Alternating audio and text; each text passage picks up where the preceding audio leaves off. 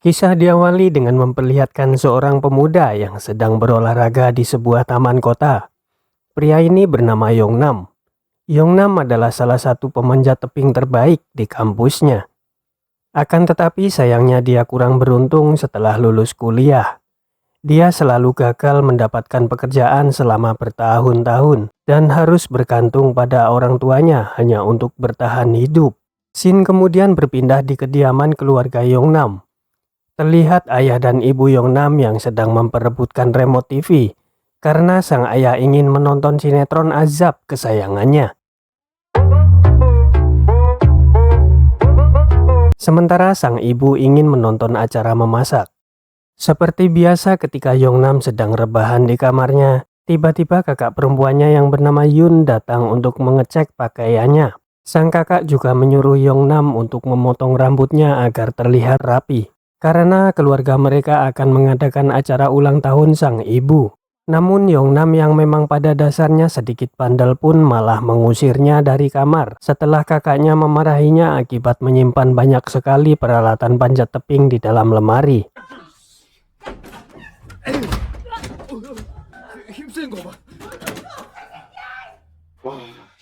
Singkat waktu setelah hari ulang tahun ibunya tiba, Yongnam mendapat tugas mengantar ayah dan ibunya untuk menuju sebuah gedung aula pertemuan di pusat kota yang telah disewa dan sudah dipersiapkan untuk acara tersebut.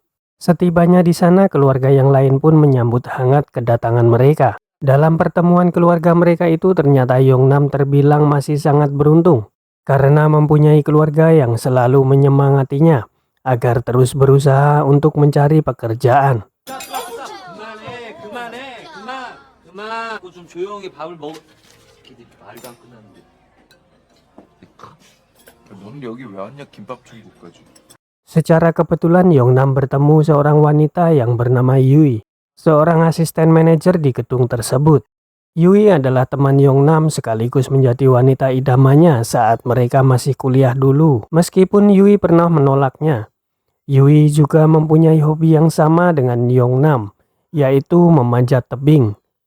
Dalam percakapan mereka berdua, Yongnam terpaksa berbohong bahwa dia sekarang telah bekerja menjadi seorang manajer karena malu jika harus mengatakan bahwa dirinya masih menjadi pengangguran sejak lulus kuliah.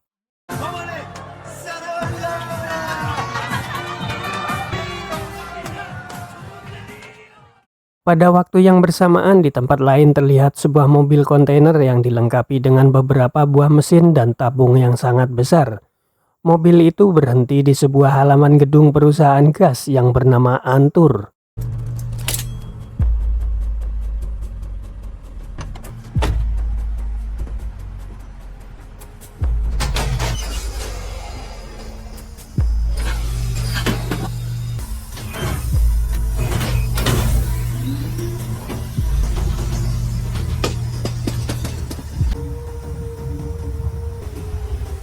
저기요. 뭡니까 이거?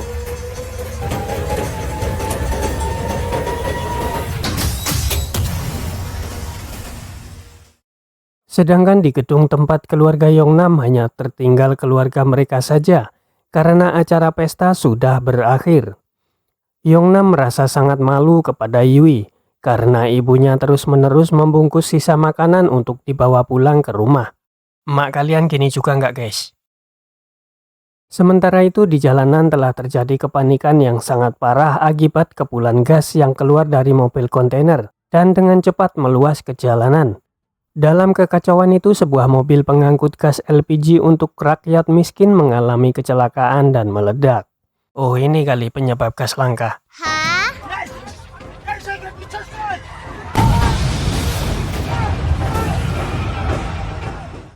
Beruntung bagi keluarga Yongnam yang berada di dalam gedung, karena akibat ledakan di luar itu sebuah tabung gas terpental masuk ke dalam gedung tanpa melukai mereka.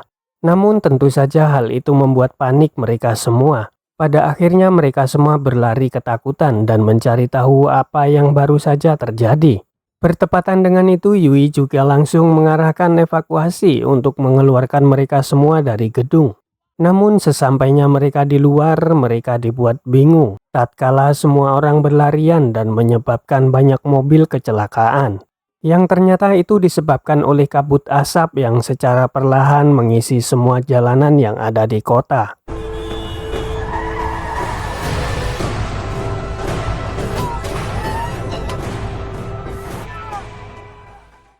Sontak mereka semua pun panik, namun dengan cepat Yui mengarahkan mereka semua untuk kembali ke dalam gedung. Namun sayang sekali Yun, yaitu kakak Yongnam, terpapar gas tersebut yang mengakibatkan Yun langsung pingsan seketika. Tidak berpikir lama, Yongnam langsung segera menggendongnya untuk masuk ke dalam gedung.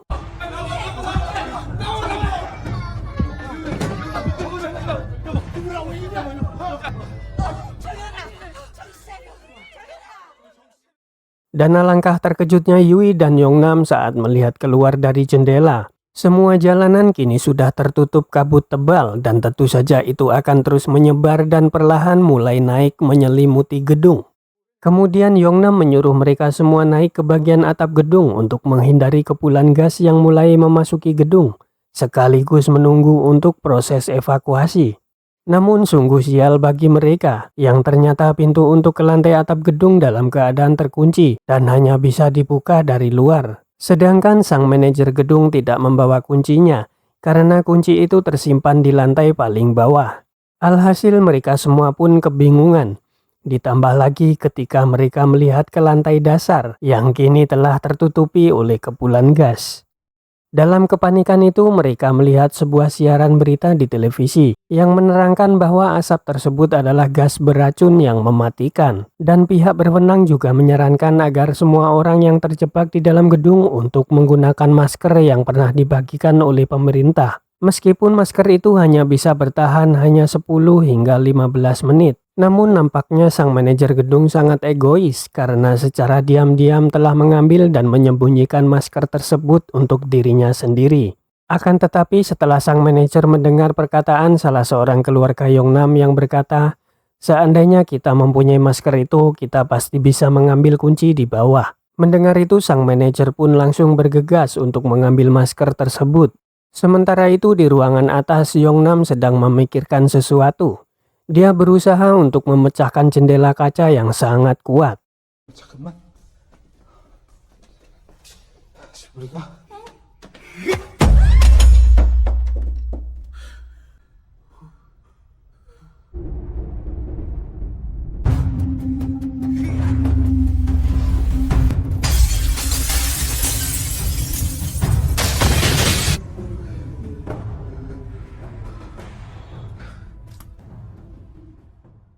Setelah itu Yongnam mengambil beberapa tali untuk dililitkan ke lehernya. Enggak lah. Yongnam ternyata ingin melompat dari gedung dan naik ke bagian atas gedung untuk membuka pintu dari luar. Hal ini tentu saja sangat berbahaya. Yui sudah melarangnya, namun Yongnam masih bersikeras sehingga tidak ada pilihan lain bagi Yui untuk menurutinya saja. Ketika Yongnam hendak bersiap melompat ke seberang gedung, keluarga Yongnam segera datang untuk mencegahnya melakukan hal itu. Namun tiba-tiba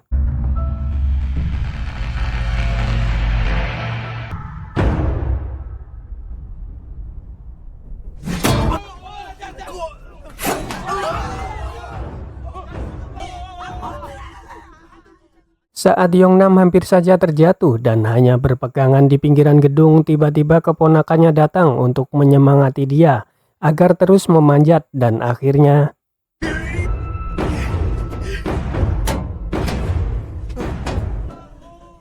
setelah berhasil, Yui yang melihatnya pun mengerti apa yang akan dilakukan Yongnam selanjutnya. Yui segera mengambil kapur tulis dan sebuah karabiner miliknya untuk diberikan kepada Yongnam.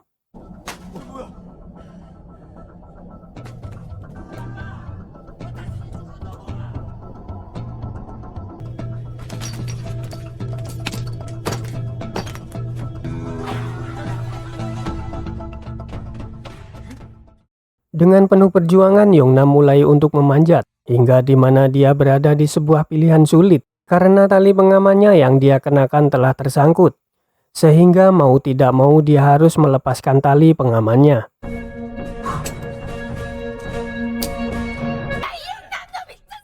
Dan kini dia harus benar-benar berhati-hati, karena kesalahan sedikit saja sudah bisa dipastikan dia akan terjun bebas dan tamat. Namun sungguh di luar dugaan karena pada akhirnya Yongnam berhasil mencapai lantai atap gedung dan kemudian membuka pintu yang terkunci.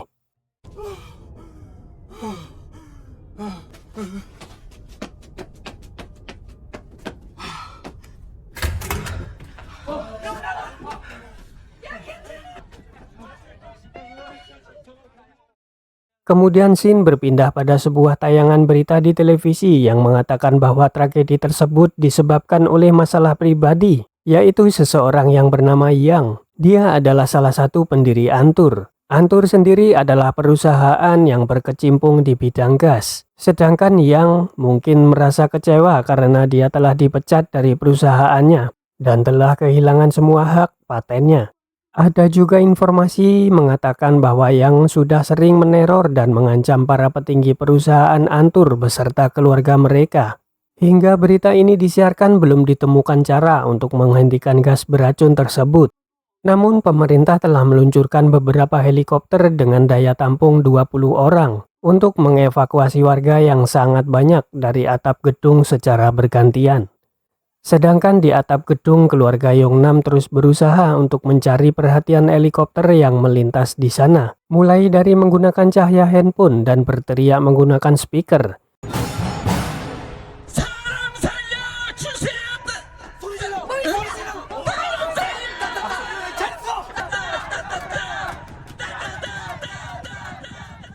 Di tengah usaha mereka, tiba-tiba Yui mendapat ide untuk mematikan dan menghidupkan lampu atap gedung agar terlihat berkedip dan bisa menarik perhatian para petugas evakuasi.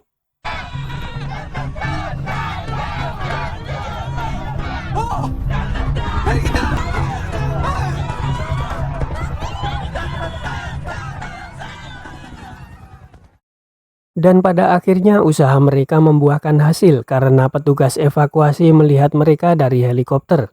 Namun ketika mereka telah masuk ke dalam sebuah keranjang evakuasi, tiba-tiba alarm yang menandakan bahwa kapasitas keranjang telah mencapai batas, yang jika dipaksakan maka akan sangat berbahaya karena tali yang mengangkut mereka bisa putus. Hal itu membuat Yongnam dan Yui merasa sedih, karena salah satu dari mereka harus tertinggal di atap gedung. Yongnam dan Yui yang sama-sama tidak rela jika harus ada salah satu di antara mereka yang tertinggal. Pada akhirnya Yongnam pun memilih untuk tetap tinggal bersama Yui.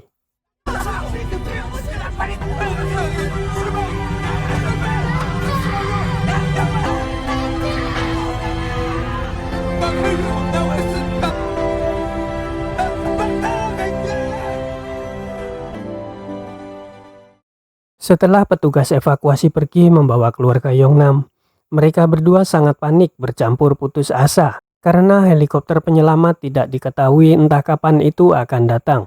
Namun beberapa menit kemudian datang sebuah helikopter yang sudah menyinari mereka berdua dengan sorotan lampu. Mereka berdua sangat lega dan senang karena sebentar lagi mereka akan dievakuasi. Sambil menunggu helikopter menurunkan keranjang penyelamat, Yui bertanya kepada Yongnam, kenapa dia berbohong tentang pekerjaan dia sekarang? Kenapa Yongnam tidak mau berterus terang jika dia masih menganggur? Yui mengatakan bahwa adik Yongnam telah bercerita kepadanya tentang rutinitas Yongnam sehari-hari. Belum sempat Yongnam menjawab, tiba-tiba helikopter penyelamat berpindah haluan menuju gedung lain untuk menyelamatkan orang yang jumlahnya lebih banyak di sana. Tidak mau berlama-lama di sana, Yongnam segera mengajak Yui untuk mencari peralatan yang bisa digunakan untuk memanjat.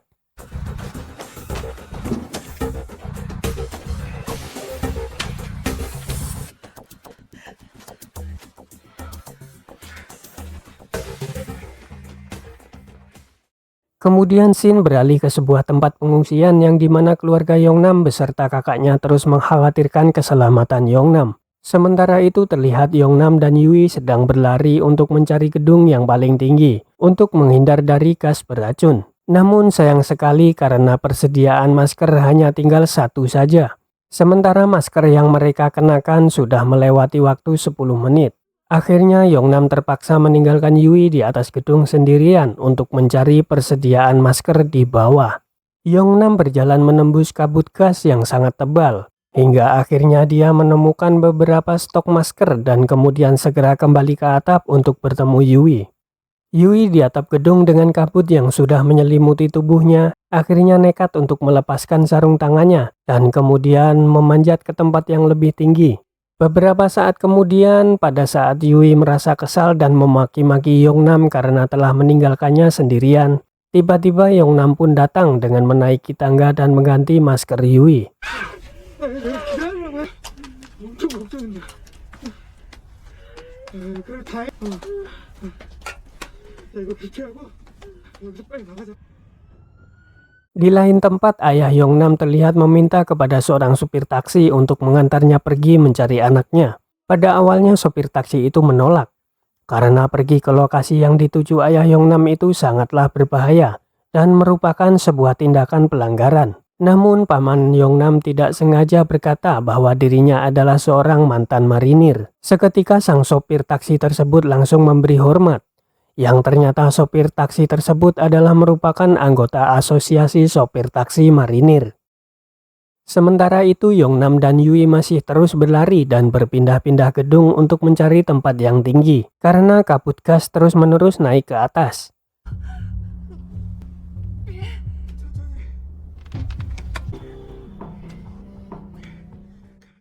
Kemudian Shin berpindah ke pinggiran sungai yang berbatasan dengan pusat kota dan tidak terdampak gas racun tersebut. Terlihat dua orang pria sedang mengendap-endap yang ternyata mereka berdua adalah konten kreator yang akan melakukan pengambilan gambar di pusat kota melalui kamera drone. Kembali terlihat pada sebuah berita di televisi bahwa pemerintah sedang mengupayakan penyemprotan air dengan menugaskan banyak mobil pemadam kebakaran. Karena air bisa menetralisir gas beracun meskipun sangat lambat. Kemudian Shin berpindah kepada ayah Yongnam yang kini berada di pinggiran sungai yang berbatasan dengan pusat kota. Dia masih merasa yakin bahwa putranya masih dalam keadaan hidup. Tidak lama setelah itu ayah Yongnam mendengar suara dari balik semak-semak dan melihat sebuah drone yang mulai naik ke atas.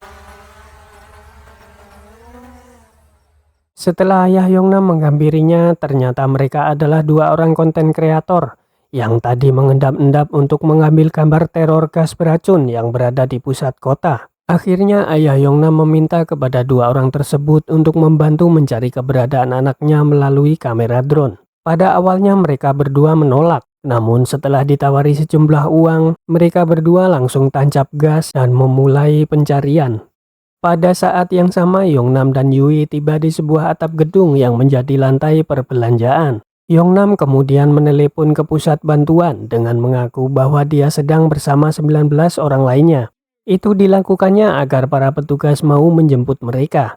Namun tiba-tiba mereka mendengar teriakan dari dalam gedung sebelah mereka, yang ternyata terdapat beberapa orang yang terjebak dan tidak bisa naik ke lantai paling atas karena pintu menuju atas ternyata terkunci. Yui menyuruh salah satu dari mereka untuk memanjat ke atas melalui tangga yang berada di luar gedung, namun gagal dan hampir terjatuh.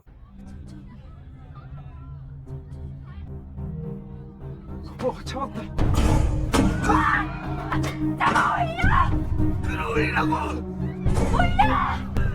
Tidak berselang lama tiba-tiba sebuah helikopter melihat keberadaan mereka berdua.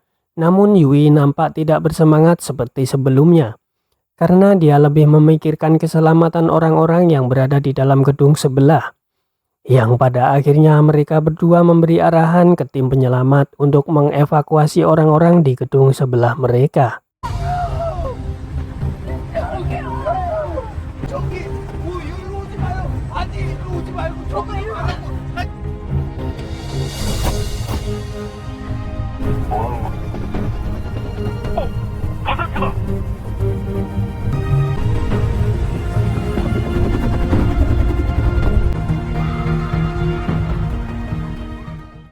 Beberapa saat setelah itu tiba-tiba terjadi sebuah ledakan besar yang berasal dari sebuah pom bensin yang mengakibatkan gas beracun menjadi tersebar dengan lebih cepat. Yongnam dan Yui pun langsung bergegas untuk mencari jalan dan terus berlari untuk mencapai gedung yang lebih tinggi.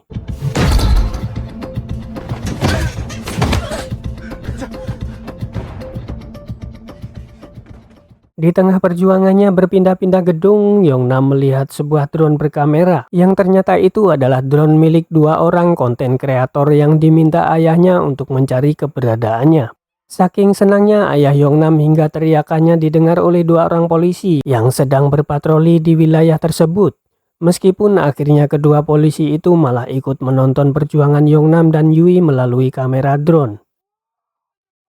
Salah seorang konten kreator tersebut kemudian menghubungi pusat penyiaran televisi dengan menawarkan siaran eksklusif dengan harga yang telah mereka sepakati.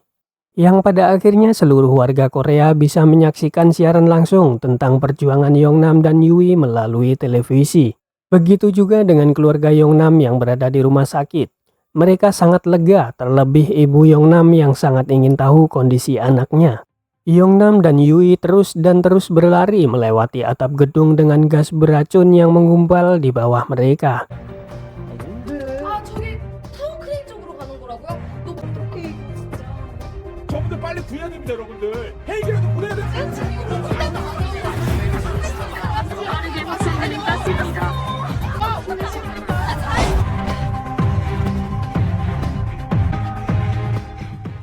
Hingga akhirnya mereka terhenti di sebuah atap gedung karena sudah tidak terdapat gedung yang mempunyai jarak dekat untuk dilewati. Dan di waktu yang bersamaan drone milik kedua konten kreator yang disiarkan langsung ke televisi juga telah jatuh karena kehabisan baterai. Dalam keputusasaan mereka berdua, tiba-tiba bermunculan beberapa drone di hadapan mereka. Yang ternyata itu adalah drone yang diterbangkan oleh beberapa pemuda yang sangat antusias dan ingin membantu mereka dengan cara memanfaatkan hembusan baling-baling drone agar gas kembali ke bawah, sehingga Yongnam dan Yui bisa mencari jalan untuk berpindah gedung.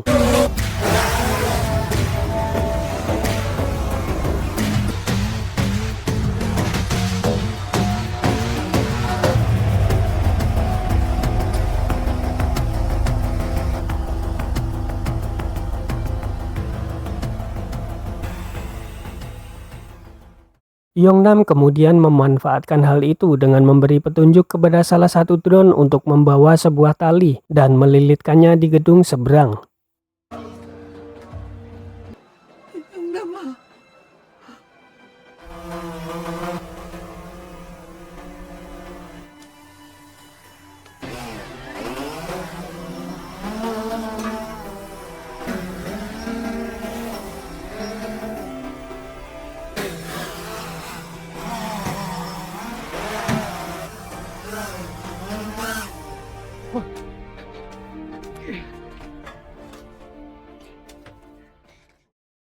Setelah tali terkait, mereka berdua pun langsung meluncur bersamaan. Namun tepat di tengah tali tiba-tiba mereka terhenti akibat kedua ujung tali terlalu sejajar.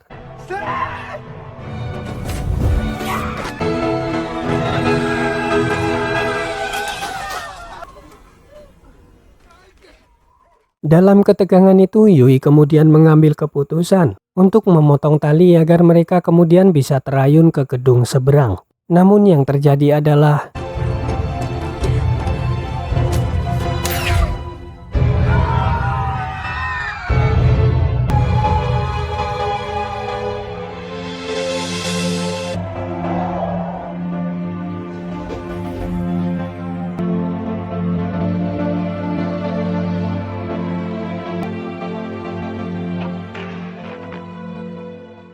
entah bagaimana kejadiannya, ketika helikopter penyelamat melintas, mereka melihat ada cahaya percikan kembang api di sebuah kren, yang ternyata itu adalah Yongnam dan Yui yang telah berhasil selamat.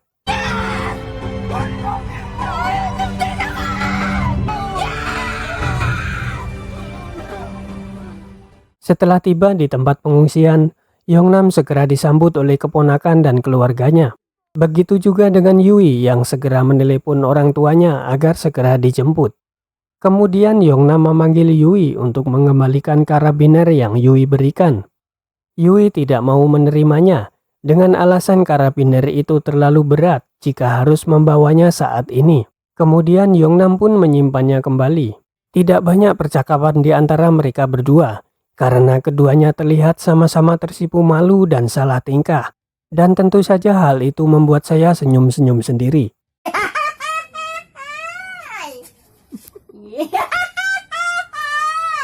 Tidak lama setelah itu hujan pun turun, yang tentu saja itu adalah hal yang baik karena air akan segera menetralisir gas beracun di pusat kota.